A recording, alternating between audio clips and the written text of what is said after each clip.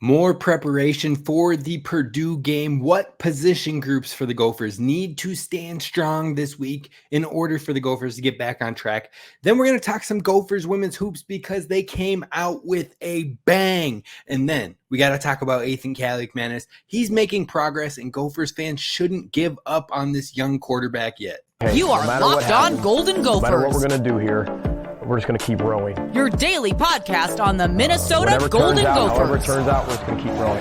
Part of the Locked On Podcast Network. Your team every day. We're just going to keep rowing, and keep rowing.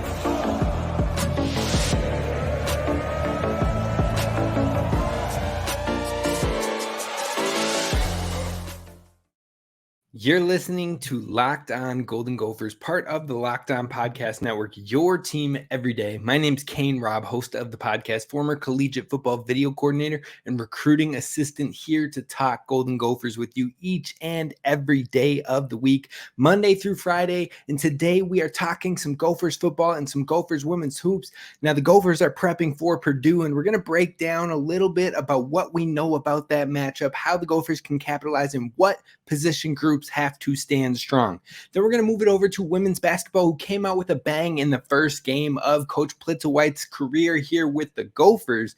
And then we got to talk about Athan Kaliakmanis. So be sure to hit subscribe so you don't miss any of this daily Gophers content moving forward. If you ever have questions, drop them in the comments below and we will answer them on media bag segments. We try to do it every week, but at least every 2 weeks. So we'll definitely get that going again next week.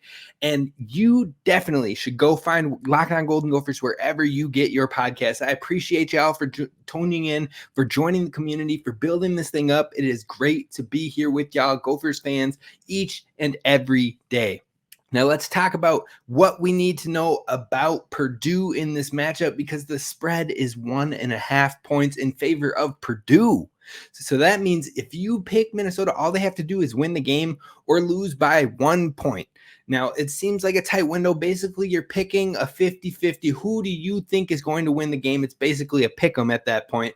Purdue is favored likely because they are at home by that 1.5 points. But look, Minnesota had covered in back-to-back weeks, once against Iowa and once against Michigan State. I told you to smash that cover on Illinois, and I apologize. You know what? I felt so confident, so sure about it, and I was nearly validated until those final 2 minutes that still haunt me to this moment happen. Now, this game should be a win for Minnesota, but I have said that on 2 different occasions this season and have been proven wrong. So I would not blame folks for avoiding this matchup, this game, this line when it comes to sports betting. You look at this total score line, you've got 46.5 points. In their last 2 games, Minnesota has scored 27 and 26 points in each of those 2 games. If they can keep that streak going, that means basically that you just need Purdue to score 20 to 21 points to be able to get over that line. So I could see the line going over. It isn't something that would be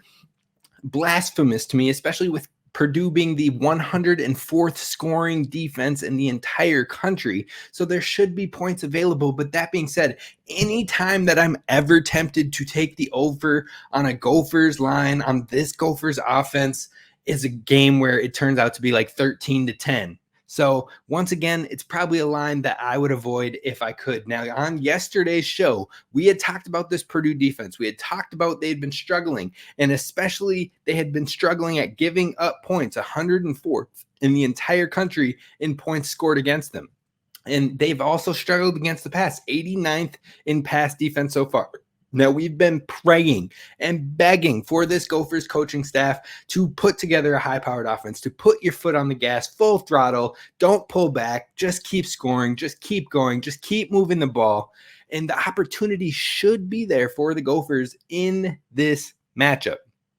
But will Coach Fleck and staff capitalize on it? Will they take that, or will they continue to play a more protected, more passive, more conservative game?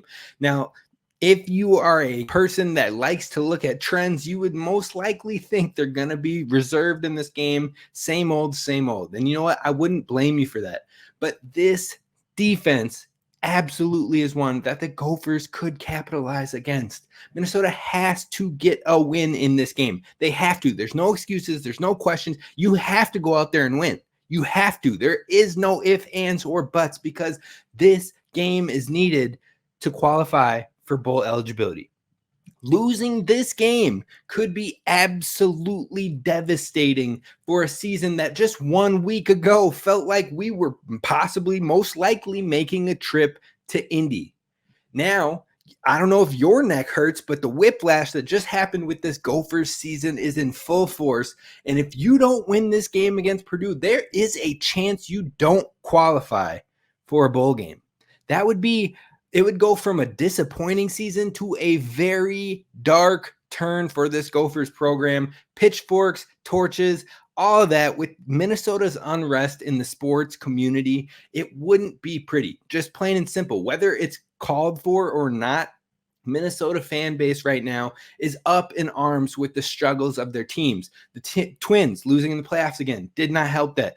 The Wild struggling right now in their early season stages isn't helping. Now, the Vikings and the Timberwolves are trying to make cases, but you never know. You never feel comfortable with your Minnesota teams. So if they can't get bowl eligible, it could be a very hard gut punch for this Gophers football program. So they have to go out full force, correct it, get right game, and get this offense flowing. Show why season ticket holders should be renewing their tickets for next season. Show that you can throw the ball and have that high-powered offense, and show the things that you haven't been showing in weeks past. Now is the time to do it. And the 2 units on each side of the ball, 1 unit on each side, I should say, that need to stand strong for the Gophers to win in this one. On the offense, it's the offensive line. You need some time for your quarterback to be able to create and for our plays to develop. Like I said, some of our plays take a bit longer. Some of our reads, some of our pulls on a read option, it takes time to develop. So this offensive line has to stand strong. On top of that, you need to keep Athan protected. He has 10 sacks against him in the last 4 matchups, and that's not good enough. Not for the standard that Coach Callahan has for this offensive line. They've got to do better. On top of that, Purdue's biggest strength on their defense, this defense that has been struggling, that is basically 79th in total defense and gives up a ton of points. The strength of this defense is their edge rushers and creating sacks. They're 15th in the nation there, and they have 2 edge rushers who have 7 sacks apiece. So you have to find a way to slow them down and get your quarterback time that falls on the offensive line's shoulders. On top of that, there's been some great strings of offensive line play this season, and then there's been some tough moments for the offensive line. So this is the time where we need to have more consistency to finish this season. Now, the last 2 games, Tyler Cooper, starting guard for the Gophers, has been out, and who knows if he's going to be able to get back this season or not, but hopefully true freshman Greg Johnson, who has been starting in his place, is getting more and more comfortable with the role, with the experience that is now under his belt as he's getting more live game action. So the offensive line is the group that we need to stand strong in this week's matchup, and the defensive group is the cornerbacks. Now, Purdue, like Michigan State, spreads the ball around to multiple members. So each cornerback member in this room that's on the field will be tested at some point, and we need consistency across the group. Now, the Gophers have been picked apart by explosive wide receivers this season, like Nate McCullum, like Isaiah Williams, like Bryce Kurtz, apparently. I guess he's explosive. But what I'm saying is Deion Burks, sophomore wide receiver for Purdue, fits that mold. He is an absolute explosive receiver, and he's been putting it on this season for the Purdue Boilermakers and in the Big Ten. So the Gophers don't find a way to slow them down. The cornerbacks have to come to play this week. On top of that, Jack Henderson has been a bit quieter. Now, production is still good from Jack Henderson, but I think he could really make some noise in this week's matchup, and he is a player I'm keyed in on for this week. And then finally, can this unit stay disciplined and not get caught too deep or too shallow in zones? If they can stay disciplined, they should have the ability to get a couple turnovers in this game. So the cornerbacks are my group that need to stand strong for the defense. Now, when it comes to the Gophers offense this week, I believe it's going to be more of a 50-50 split like we saw last week, like we had predicted last week.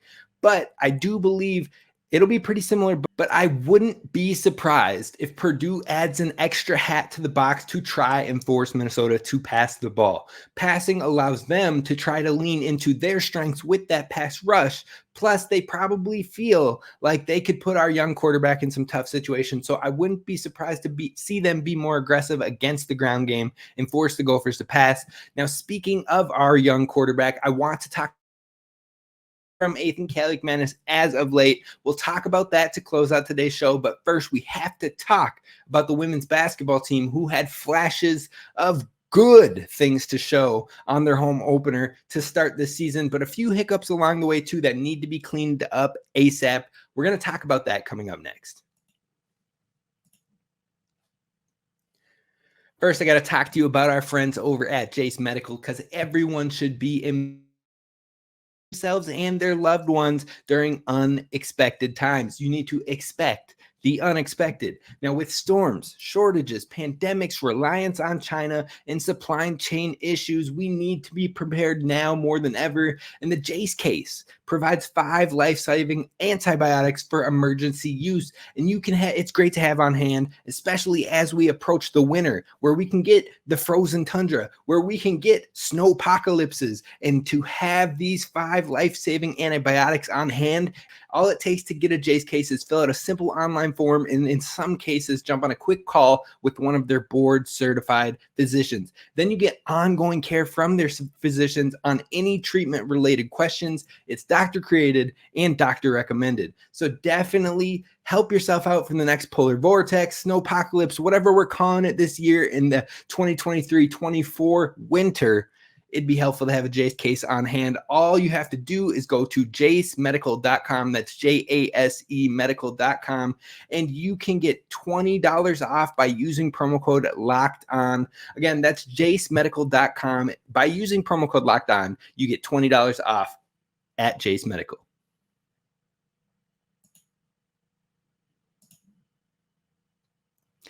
All right, Gophers fans, we got to talk about this women's basketball team because they were hooping last night. The Gophers women's basketball team starts off the year with a big victory, putting up 92 points in the first game of the season versus Long Island University. Now, the Gophers had 5 players in double figures, and this is a team, I just want to put it out there, that needs more love, needs more respect, because they're going to have a very fun and very exciting season. I can tell from that first game and from what I've been anticipating over the offseason and getting towards the Big Ten media days with Bet Hoops and talking to the coaches and the players. Look, this is going to be a fun year. So last night, first win, 92 points, and Mara Braun led the way with 25 points. Like I said, 5 players in double figures, including Nia Holloway. Now, she had 11 points and was second on the team in rebounds too, coming back after having a knee injury last year and was unable to touch the floor in her true freshman season. Back as a redshirt, and she made her presence felt right away. You love to see it. You feel proud for her. And Coach Plitzowite talked about how she's one of the smartest basketball IQ folks that she's worked around. She absorbs things like a sponge. She is very, very incredible high IQ on the floor, and I think we'll start to see that more and more as the season goes on. Now, not only those 2 scored in double figures, but you got Sophie Hart, the transfer, who is the starting center for the Gophers, had 11 points. Mallory Heyer had 10 points, and then Grace Grholski had 10 points as well. True freshman, first game, started in the game. Now, the Gophers had a lot of scoring. 11 of the 12 players that logged minutes in that matchup last night had points. Now, the things that stood out to me in game 1, number 1, the Gophers came out with pace and the green light to shoot the ball. 28 attempted threes in this game. 18 of those 3-point attempts came in the first half. And in that first half, they converted 55% of their 3-point shots. Now, as their pace slowed down in that second half, as they kind of got out of that up-tempo style that they'd come out strong with, things got a little bit colder. The Gophers went on to be 1 for 10 from deep in that second half, finishing 39% from deep overall in the game. But I did love what I saw from the Gophers in that first half with the pace and the confidence and the ball movement and the defense and the open shots. It was great basketball. So I think as the Gophers get more experience, as they get more honed to what this coach is asking and their play styles as a group for this year, we're going to see more of that first half carry out throughout the whole game. So that was very promising. Point number 2 in this game I liked was the rebounding was pretty good. As a team, they had 45 total rebounds, but I think that this Minnesota team can actually have more room to be even more dominant in that rebounding category as well. So I look forward to that. Number 3, a healthy rotation and lots of depth.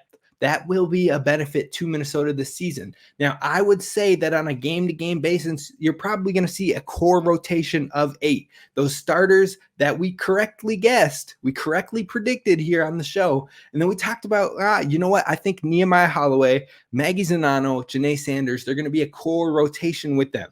That was all right. Spot on. But we saw good moments, good minutes for some of the young, true freshmen as well that I wasn't sure. It depends on their growth, but you don't have to rush them to the floor.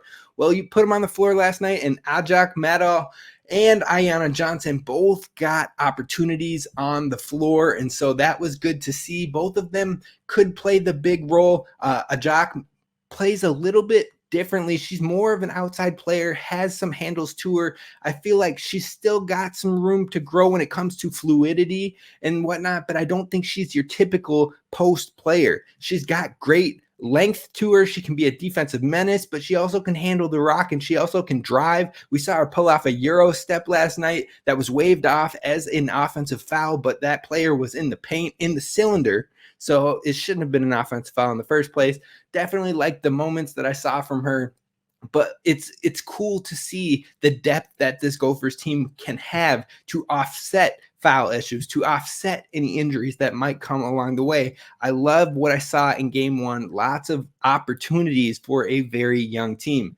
Now, another thing that stood strong was Sophie Hart. She is a difference-making post presence. There is no one else on this Gophers roster that can do what she does defensively, on the glass, and as a post scorer. Now, keeping her healthy and out of foul trouble is going to be pertinent for Minnesota in some big games, especially across the Big Ten, where they're going to need a player like her to really double down and get second chance points and get post play to open up the outside shooting. Because in that first half, when they worked the ball inside to her and she was able to kick it back out or get swing passes out to the corner, they were finding wide open. And I mean, days and days of openness between them and the next defender. So I think overall, Sophie Hart is a huge player for this team. It was great to see her in this game. And when she's on the floor, Minnesota is a different team.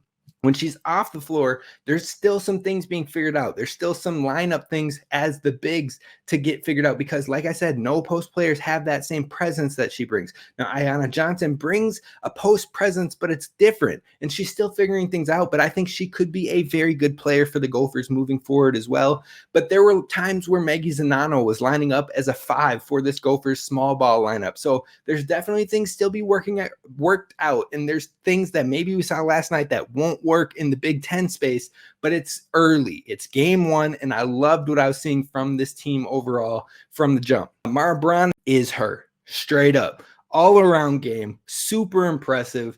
9 for 15 from the floor, 5 from 11 from deep, 25 total points, but also led the team with 6 assists and 3 steals and only 1 turnover, which happened on a play that looked like an anticipation pass where she and her teammate, she just read her teammate wrong, and that was the only turnover she had in this game. She is a hooper. I'm excited to see her for the rest of the season, but the big thing for this team is floor spacing on this team is huge. They've got shooters, and they're working the ball inside to outside with that movement and the flow. It often opened up big shots for our three-point shooters. Higher was getting wide open shots. Gracholski was getting G-Money. We're going to make it easy on ourselves here. She was getting wide open threes. Mara was getting wide open threes. Amaya Battle hit her first wide open three that she attempted this season. So like I was saying, with the spacing, G-Money, Mara, Amaya, Mallory, they're going to have open shots, open three-pointing attempts. which will be good for this team, but it all comes from the spacing and the pace. I think this is going to be a super fun team. Now, there are some things that need some improvement. The press break gave them a lot of troubles in last night's game, especially in the third quarter, where they gave up 23 total points in the third quarter when they had only given up 21 in the first half combined. That quarter was tough for them, and it was dealing with physicality, and it felt like players were waiting for the ball to get to them as opposed to getting to the ball, meeting the ball, getting the ball, taking the ball. They were waiting for it to come to them, and defenders were jumping the lanes. They were pushing the gaps. They were pushing up on the players and giving them physical touch. We're giving them like, hey, I'm here. I'm right here. I'm going for that ball too. Acting like that ball was theirs as opposed to they had to respect the space of that offensive player. So overall, press break and dealing with physicality is going to be a big thing that the Gophers need to continue to improve on as they move forward. Mara Braun had mentioned and coach had mentioned that they might have been looking to pass too much to break the press as opposed to trusting that they have the handles to break it because it was a more passive press. So they're playing a little bit off. And instead of forcing the passes to work, you can be more aggressive and breaking the press with the dribble. And if they close out on you, that's when you distribute the ball. You have to have trust between your players. So I think it'll be interesting to see how they grow there. But then the other thing that needs to improve is turnovers. Amaya Battle had 5 turnovers by herself. The team had 21 total turnovers. They have to clean that up. That is the thing we saw with this team last year. And you could tell with Coach Plitzowite on those sidelines, if one thing she's not going to tolerate, it is silly turnovers and not taking care of the basketball. There were multiple occasions where Janae Sanders had 1 turnover and she's like, nope, get her out. Amaya Battle, go in. Amaya Battle had 1 or 2 turnovers. Nope, get her out. Janae, go back in. You cannot turn the ball over in this program, and Coach Plitzowite made that felt last night. Now, overall, it's definitely going to be a fun team this season. Gophers fans should pack the barn for them, and they will have some great games with some real tough competition. But the next game is this Sunday at 1 p.m. Chicago State is in town. I won't be in attendance for that one, but I do hope to be there in the barn Wednesday when they take on the North Dakota State Bison. To close up today's show now, we're going to talk about our quarterback of the Minnesota Golden Gophers football team, because I think Gophers fans are staying stuck in their sense of validation, stuck in the past with Athan and how the season started, rather than noticing how he has been trending upwards and improving rapidly. And we need to talk about it coming up next.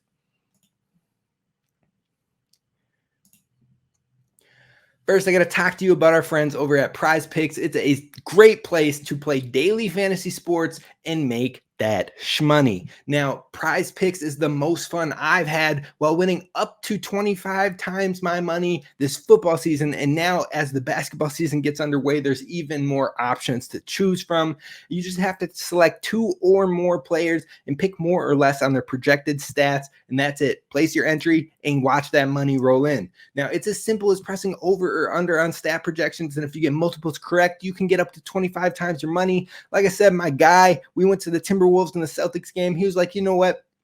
I have an $80 kind of reward from Prize Picks. I'm going to put that on tonight's game. We picked 3 players. He went over on Jaylen Brown, Anthony Edwards, and Jason Tatum on scoring. Turn that 80 into 400. Just simple as that. So go to prizepicks.com/lockedoncollege. Again, that's prizepicks.com/lockedoncollege, and you will get a first deposit match of up to $100. You put in 100, you get 100. That's 200. You put in 80, like my guy, you get back 80. That's 160. And then you got free money to work with. So prizepicks.com/lockedoncollege today for a first time deposit match up to $100.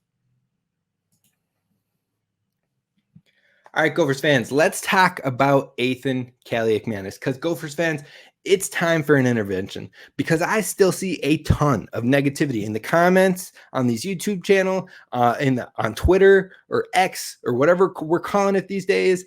Look, there's a lot of negativity about our sophomore quarterback from our fan base. A lot of folks headed into this season expecting, oh, you see that Wisconsin game? 300 yards, multiple touchdowns. That's our guy. And he's the future. And he's going to be the best quarterback ever in Gophers history. And he still could live up to that.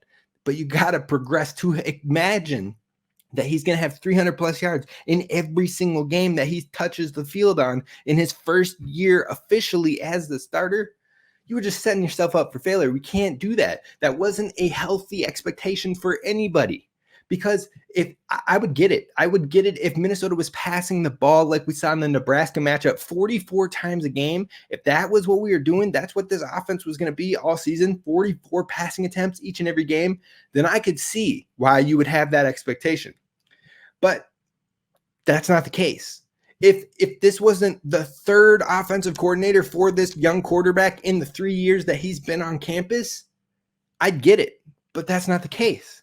If there was no improvement whatsoever on this season and it all looked like the struggles we saw at North Carolina, I would get it.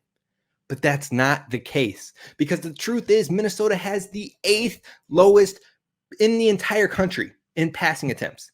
8th lowest in the entire country. They've only passed the ball more than 20 times in 5 of their 9 games. And 3 of those were their last 3 games out of the bye week. Prior to that, they were like never passing the ball more than 20 times, really. So it is different. Things are adjusting. We're getting more passing attempts and you're seeing progress. Minnesota also has a first-time play caller who definitely has had some questionable moments, to say the least. So we're still adjusting. We're still learning. We're still growing with the new coordinator and their expectations that are different from Kirk Ciarrocca's and how he would set up plays. There's a difference. And finally, Athan has been improving, especially rapidly since the bye week. You look at the first 6 weeks of the season, Athan was 55% completion, 797 yards, 6 touchdowns, 6 interceptions. He had 133 yards a game, about 1 touchdown and 1 interception per game in the first 6 games. He had 1 big-time throw credited to him across those 6 games, according to PFF. Now, I think those are wrong a little bit. I'm not going to lie to you, because I can think of 2 specific throws in Nebraska, 2 specific throws in Northwestern, and 2 specific throws in Louisiana game that were definitely big-time throws, but they weren't credited that way. He also had 10 drops by pass catchers in those first 6 games. You flip to these last 3 weeks, and you think the first of those last 3 weeks was in gale force winds. We're talking 25, 30 mile per hour winds the entire game. Now, he's been 51% completion since then. The completion percentage does need to tick up, but he's had 493 yards, 4 touchdowns, and 1 interception, averaging almost 170 yards per game, 1.5 touchdowns per game, and 0.33 interceptions per game. 8 big-time throws credited to him across those 3 games. Along with his pass catchers still dropping the ball, 6 drops credited in the last 3 games, as opposed to the 10 drops credited across 6. There's more drops happening in these last 3 games than there were when he was having his struggles and his up and downs. So yes, the completion percentage needs to tick up, but also 16 brutal drops that have not been slowing down throughout the season. That aside, his yards are going up. His touchdowns are going up. His interceptions are going down, and his big-time throws are going way up. As he gets more comfortable, as he gets more sure, as he continues to improve and progress and push himself, we're seeing more of those A and B plays where you're like, whoa, that pass was on the money. Whoa, that was a dime. That's what we keep seeing more and more of since the bye week. The progress is happening. So I don't want to hear we need a real quarterback. Oh, we need this. Our quarterback stinks. Our quarterback couldn't play in the Big Ten. Stop it.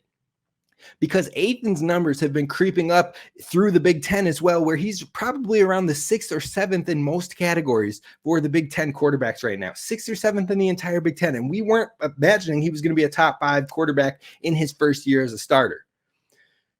It's progressing. Give your quarterback time. In his game so far that he started in the season, so every game this season so far, the grades that he has earned across PFF are the following. He's had 1 terrible grade. 1 terrible grade a game versus Michigan, 27 grade, I believe.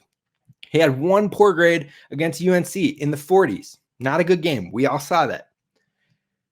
Besides those 2 games, he had 1 average game against Nebraska. The first game, our offensive line couldn't stop a nosebleed, but he still graded out as an average PFF grade in that game.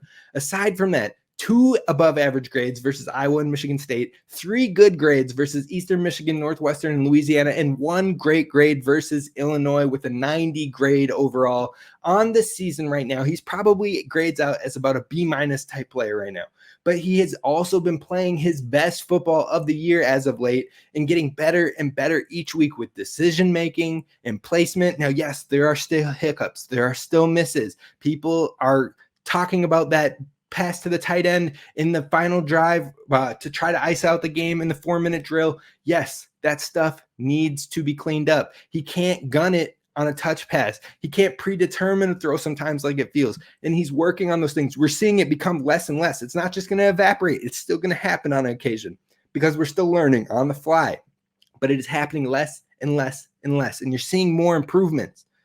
Now, this is now an officially learning season for Minnesota as a whole. And it needs to get behind its quarterback for the year and show some love as we go as a fan base. Show love to the growth we are seeing, the improvement that we are seeing. Cheer on your quarterback. Send words of encouragement to your quarterback. Help him continue to grow and push as well. Because I wouldn't be surprised if next year Minnesota brings in an FCS quarterback that transfers in to bring competition. But what I know about Athan, what I have learned about Athan in his time here so far, is that he is up for a challenge. Bringing in competition would only cause him to push harder, to go further, to be better. And that's what he's doing on his own anyway. As we've seen, when mistakes happen, he's trying to correct it. When mistakes are happening, he's trying to make better decisions. He's eating passes that maybe he would have took a risk on in the beginning of the season. He is learning as a sophomore starting quarterback.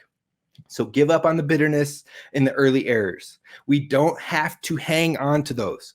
Forgive and forget and embrace the improvement happening with Kaliakmanis because he's not going to settle. He's not going to settle for good. He's going to continue to try and push for great. And that is something that I can absolutely get behind. I'm going to show love and credit where credit is due. I'll be supporting him for the rest of the season, hoping he has a great end to the season and another Wisconsin win on his resume. But that's going to do it for us here at Locked On Golden Gophers. I hope you enjoyed the show. Be sure to hit subscribe over on YouTube. Follow wherever you get the podcast at Locked On Golden Gophers. And as always, row the boat, Sky Yuma, go Gophers, and don't forget to subscribe.